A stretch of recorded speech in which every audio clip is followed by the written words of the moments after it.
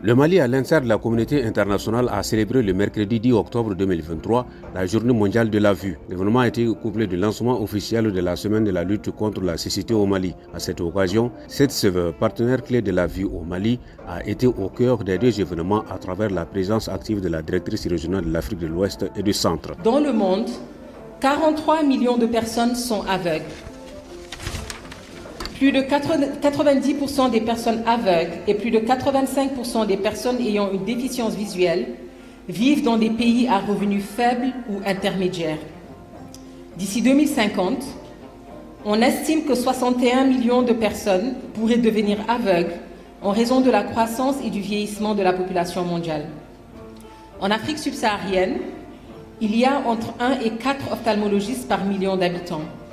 Pour y arriver, il est recommandé à tous les pays, dans le cadre des ODD, de travailler de concert avec les partenaires pour intégrer les soins oculaires équitables dans les plans, les stratégies et les politiques de santé. L'édition 2023 du lancement de la lutte contre la cécité au Mali coïncide avec une heureuse occasion. Il s'agit notamment de l'élimination du trachome, ce qui met le Mali dans une position d'avant-garde dans la lutte contre cette cécité.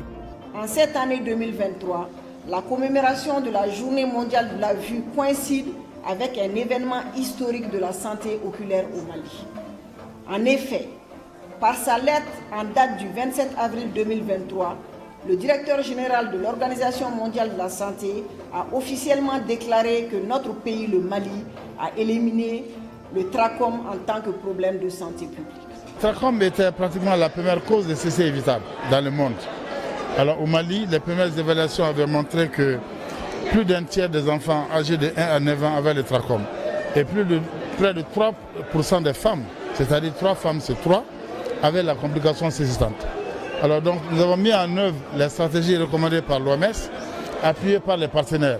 Et donc après 20 ans de lutte, nous sommes parvenus à atteindre le seuil d'élimination du trachome. Alors pour qui connaît les dégâts occasionnés par le trachome, c'est un pas important vers en tout cas l'amélioration de l'ensemble des causes de cécité. Ce résultat spectaculaire a été atteint grâce à l'implication remarquable des partenaires. Dans la région de Koulikoro, d'abord par rapport à l'onchocercose et après c'est le trachome.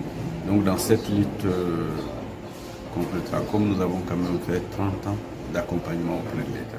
L'une des plus belles leçons apprises qu'a été l'établissement de partenariats forts à travers une étroite collaboration avec des ONG telles que le Centre Carter, Helen Keller International, Sight Savers, ETI, WaterAid, World Vision, Islamic Relief Services, et tous ensemble, nous avons pu aider le gouvernement du Mali dans sa lutte pour aboutir à éliminer le trachome en tant que problème de santé publique.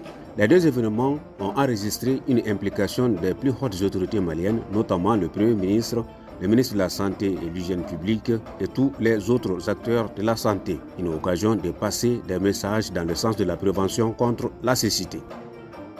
Cette victoire contre le trachome ne doit pas nous faire oublier les autres défis de santé oculaire.